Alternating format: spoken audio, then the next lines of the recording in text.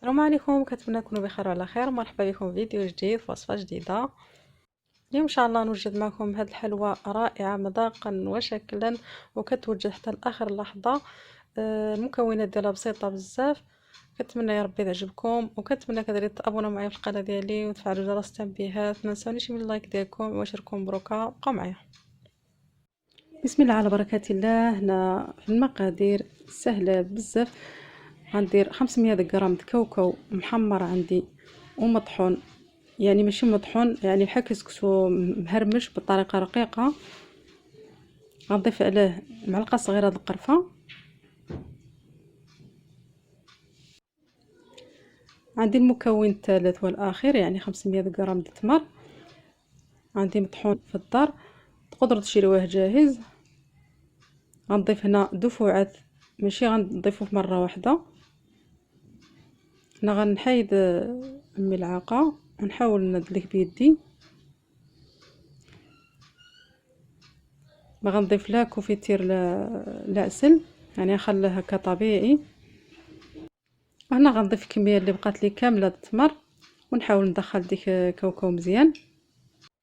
كما تلاحظوا هنا القوام د العجينه خصها تكون رطبه، تكون تلصق، يعني حاولوا ما تقصحوهاش باش الجنجلان يدخل فيها. يعني ديك التمر تهز لي كامل نص كيلو.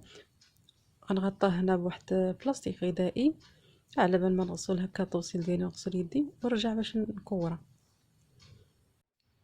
وهنا العجينه حطيتها على سطح العمل، نزلتها يعني بلاستيك ديالها باش ما تلصقليش في سطح العمل.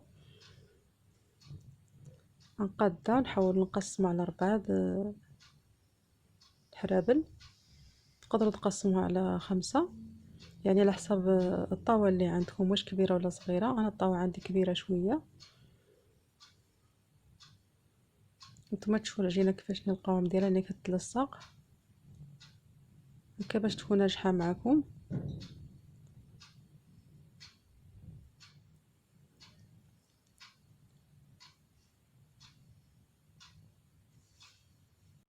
هنا غطيت الحرابل الاخرين ببلاستيك، ما تخليوهاش معريه.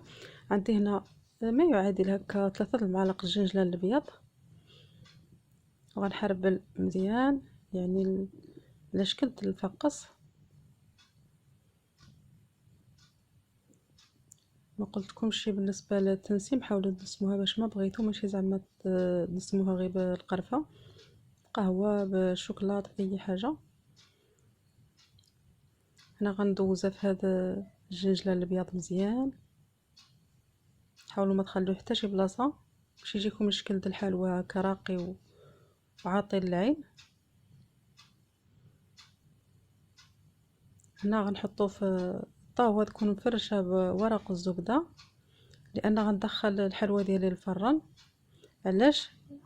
يعني نقولوا لي علاش تدخل الحلوى ديالك الفران، لان هذه يعني ما تدخلش الفران غير باش تحمر ديك الجنجلان. يتحمر غير شويه، واحد 10 دقائق، يعني مع الحرص على الفران تشوفوا عليها مزيان باش ما تحرقش، لان دغيا كتحرق. هنا درت الحربول الثاني يعني بنفس الطريقه.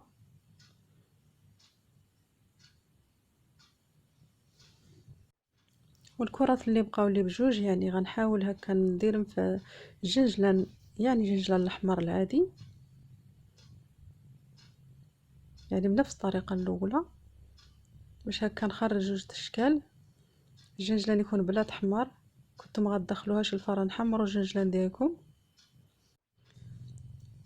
ومن بعد ما قديتهم كاملين في الطاوه د الفرن غنتاكد على ديك البلايص اللي يكونوا واحد جهه غليظه وجهه رقيقه، يعني حاولوا يكون يعني عندهم نفس السمك ونفس الحجم.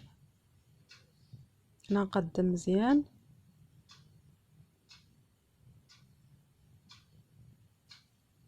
غنحاول نجيب شي اداه هكا ونبقى نتقو في الوسط.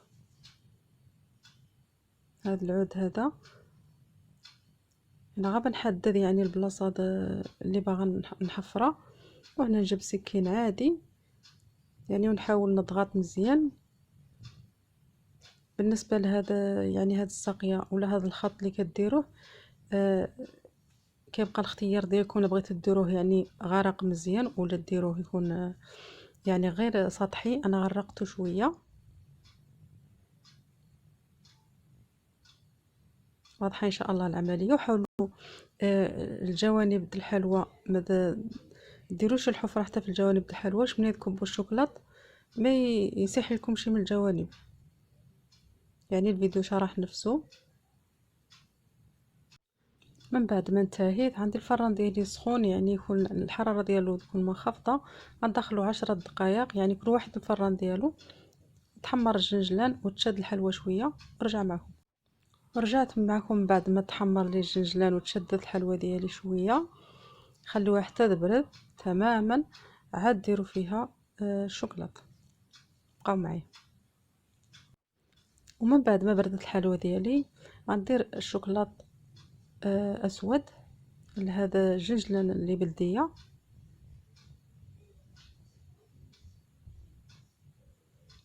غنحاول نعمر مزيان، يعني مربعات الشوكولاط كيبقاو على حساب الحفره، واش غريقه ولا الحفره يعني سطحيه. انا احتاجت هكا واحد 30 قطعه شوكولاط، ولكن ما تهزتليش كامله، يعني شاط لي شويه شوكولاط ماشي تهزت كامله. غنجيب واحد الكيغدون ونحاول نقدد ديك الشوكولاط، لان واخا زدت الزيت هذا الشوكولاط هذا ماشي كالا، نوع واحد اخر. هنا مذوبه 30 قطعه الشوكولاط كالا، يعني باش يقدني في الحرابيل وفي التزواق. كما تشوفوا يعني ما تزيدوش الزيت وهكاك، وكيجي يعني جاري بزاف خفيف لواحد الدرجه، يعني خصك تزرب عليه باش دوزو على. كما تشوفوا كان بغيت تخسر لي في الاول، ولكن الحمد لله راه مشات مزيان. غندوز كيغدون في الوسط كما واضح، باش تشكل لي هذا الزواقه بحال ميلفي. صافي. وبنفس الطريقه عاوتاني غنزوق عاوتاني الثانيه. غندير هكا بحال زيكزاك.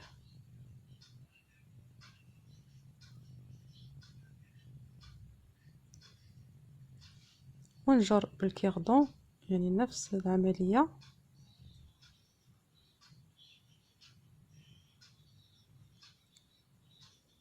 هنا حاولوا الحوله عفوا، حاولوا الحلوى ديالكم ما تبقاوش يتزعزعوها من بلاصتها باش ما تخسرش ديك الزواقه. انا نفس الشوكولاط اللي درت به الخطوط غنعمر به هذا الحفر ولا هذا الساقيه.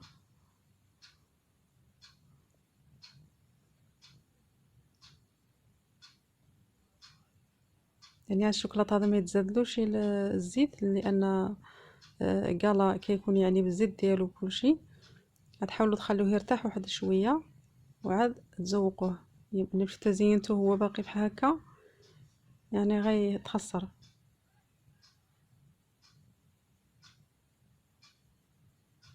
كنتمنى نكون وضحت لكم مزيان.